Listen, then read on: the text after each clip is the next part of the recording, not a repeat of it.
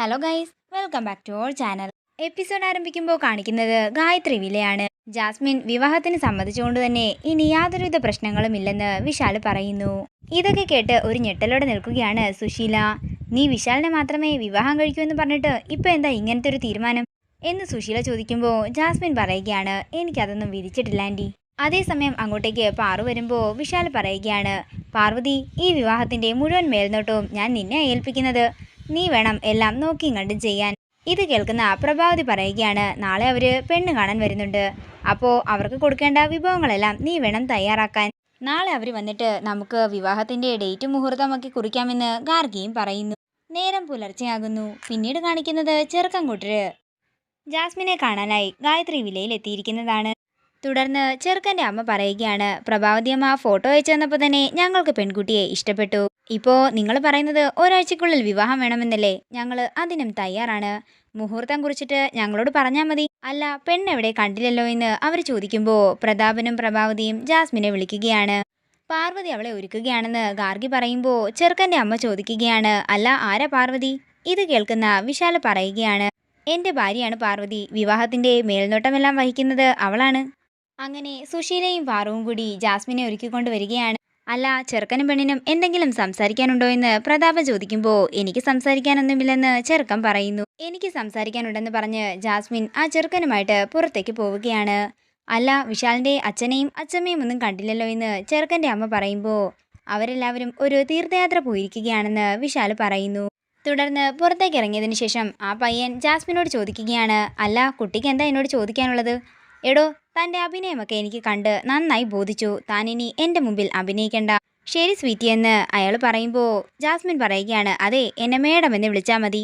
തൻ്റെ കൂടെ വന്നവരെ വിശ്വസിക്കാമോ എന്ന് ജാസ്മിൻ ചോദിക്കുമ്പോൾ 100% വിശ്വസിക്കാമെന്നും അവർ നല്ല സ്റ്റേറ്റ് ആർട്ടിസ്റ്റുകളാണെന്നും ആ പയ്യൻ പറയുന്നു. അപ്പോൾ ഞാൻ പറഞ്ഞതെല്ലാം തനിക്ക് ഓർമ്മയുണ്ടല്ലോ? വിവാഹ മണ്ഡപത്തിലെത്തിയിട്ട് പറയേണ്ട കാര്യവും താൻ ഓർത്തോണം. അത്രയും പറഞ്ഞ് ജാസ്മിൻ അയാളെ കൂട്ടിക്കൊണ്ട് അകത്തേക്ക് പോവുകയാണ്. പെണ്ണിനെ ഇഷ്ടമായോ എന്ന് സുശീല ചോദിക്കുമ്പോൾ ആ ചെറുക്കൻ പറയുകയാണ്, എന്റെ സങ്കല്പത്തിലുള്ള ഒരു പെൺകുട്ടി തന്നെയാ ജാസ്മിൻ. അല്ല ജാസ്മിൻ, നിനക്ക് പയ്യനെ ഇഷ്ടമായോ എന്ന് സുശീല ചോദിക്കുമ്പോൾ ഇഷ്ടമായെന്ന് ജാസ്മിനും പറയുന്നു. അങ്ങനെ അവർ പോയതിനു ശേഷം പിന്നീട് കാണിക്കുന്നത് പ്രഭാവതിയെയും പ്രതാപനെയുമാണ്. ഞാനൊരു അല്പമെങ്കിലും പേടിച്ചിരുന്നു ചേച്ചി, നമ്മുടെ പണി പാളുമോ എന്ന്. പക്ഷേ ഒരു കുഴപ്പവുമില്ലാതെ കാര്യങ്ങളെല്ലാം നടന്നല്ലോ, സമാധാനം തന്നെ.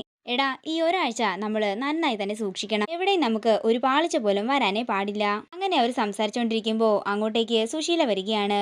എന്താ നിങ്ങളുടെ രണ്ടുപേരുടെയും ഉദ്ദേശം? നിങ്ങൾ ജാസ്മിനെ ചതിക്കുകയല്ലായിരുന്നോ? വിശാലിനെ കൊണ്ട് കല്യാണം കഴിപ്പിക്കാമെന്ന് പറഞ്ഞിട്ട് ഇപ്പോതാ ജാസ്മിന് മറ്റൊരു പയ്യനെ ആലോചിക്കുന്നു. ഇത് കേൾക്കുന്ന പ്രതാപൻ പറയുകയാണ്, ജാസ്മിൻ ഒരു കുഴപ്പവുമില്ല. പിന്നെ സുശീലച്ചിക്ക് എന്താ പ്രശ്നം? അവർ തമ്മിലുള്ള വിവാഹമേ ഏറ്റവും കൂടുതൽ ആഗ്രഹിച്ചത് ഞാനാണ്. വിശാലും ജാസ്മിനെ തന്നെയാ വിവാഹം ചെയ്യേണ്ടത്. ആ വിവാഹം നടന്നേ തീരുവെന്ന് സുശീല പറയുമ്പോൾ പ്രഭാവതി പറയുകയാണ്, സുശീലെ, ആ വിവാഹം തന്നെ നടക്കൂ. വിശാല തന്നെ ജാസ്മിന്റെ കഴുത്തിൽ താലി ചാർത്തും. നിങ്ങൾ പറയുന്നതൊന്നും എനിക്ക് മനസ്സിലാകുന്നില്ലെന്ന് സുശീല പറയുമ്പോൾ പ്രതാപൻ ചോദിക്കുകയാണ്, അപ്പോ ജാസ്മിൻ ചേച്ചിയോടൊന്നും പറഞ്ഞില്ലല്ലേ? എല്ലാം നമ്മുടെ ഒരു പ്ലാനാണെന്ന് പറഞ്ഞ് തന്റെ പ്ലാൻ സുശീലയോട് പറയുകയാണ് പ്രഭാവതി. അങ്ങനെ പ്രഭാവതിയുടെ പ്ലാൻ കേട്ട് സന്തോഷത്തോടെ നിൽക്കുകയാണ് സുശീല. പിന്നീട് കാണിക്കുന്നത് എന്തൊക്കെയോ ആലോചിച്ചുകൊണ്ട് നിൽക്കുന്ന ഗാർഗിയെയാണ്. അതേസമയം പാറു ഗാർഗിയുടെ അടുത്തേക്ക് വരികയാണ്. നിനക്ക് എന്തു പറ്റി ഗാർഗി എന്ന് പാറു ചോദിക്കുമ്പോൾ ഗാർഗി പറയുകയാണ്, അത് പിന്നെ ആ ജാസ്മിനെ കാണാൻ വന്ന പയ്യനുണ്ടല്ലോ, അവനാള് ശരിയല്ല. അവനെ ഞാൻ എവിടെയോ കണ്ടിട്ടുണ്ടെന്ന് ഗാർഗി പറയുമ്പോൾ എവിടെയാണെന്ന് പാറു ചോദിക്കുന്നു. അതെ, അവനെ ഇങ്ങനെ പെണ്ണുങ്ങളെ പറ്റിച്ച് കാശുണ്ടാക്കുന്നവനാ. ഞാൻ അവനെ സോഷ്യൽ മീഡിയയിലാ കണ്ടതെന്നാ തോന്നുന്നതെന്ന് ഗാർഗി പറയുമ്പോൾ നിന്റെ കൂടെ എന്തിനും ഞാനുണ്ടെന്ന് പാറുവും പറയുന്നു. പിന്നീട് കാണിക്കുന്നത് വിപിനെയും പല്ലവിയുമാണ്. പല്ലവി വിപിന് 2 കപ്പ് കോഫി കൊണ്ട് കൊടുക്കുകയാണ്. ഇതിലൊന്നില് ഞാൻ വിഷം കലർത്തിയിട്ടുണ്ട്. ഇപ്പോൾ ഏതാണതെന്ന് എനിക്ക് ഓർമ്മയില്ല. സാറിനെ വിവാഹം കഴിക്കില്ലെന്നല്ലേ പറഞ്ഞത്? അപ്പോൾ എന്താണെങ്കിലും നമ്മളിൽ ഒരാൾ മാത്രം ജീവനോടെ ഇരുന്നാൽ മതി. അത്രയും പറഞ്ഞ് വിപിനും പല്ലവിയും കൂടി ആ കോഫി കുടിക്കുകയാണ്. കോഫി കുടിച്ചു കഴിഞ്ഞ ഉടൻ തന്നെ പല്ലവി ബോധം കെട്ട് വീഴുമ്പോൾ പേടിയോടെ വിപിൻ പല്ലവിയെ തട്ടി വിളിക്കുകയാണ്. ഇനി ഇവള് പറഞ്ഞതുപോലെ ചെയ്തോ എന്ന് വിപിൻ ഭയപ്പെടുന്നു. പെട്ടെന്ന് തന്നെ പല്ലവി കണ്ണു തുറക്കുകയാണ്. ദേ പല്ലവി, ഇങ്ങനത്തെ ഓരോരോ കളികളുമായിട്ട് എൻ്റെ അടുത്ത് മേലാ വരരുത്. ഞാൻ നിന്നെ വിവാഹം കഴിക്കില്ലെന്ന് പറഞ്ഞാൽ അത് ഉറച്ചതാണെന്ന് വിപിൻ പറയുമ്പോൾ സാറിനെ വിവാഹം കഴിച്ചില്ലെങ്കിൽ ഞാൻ ഉറപ്പായിട്ടും ചത്തുകളയുമെന്ന് പല്ലവിയും പറയുന്നു.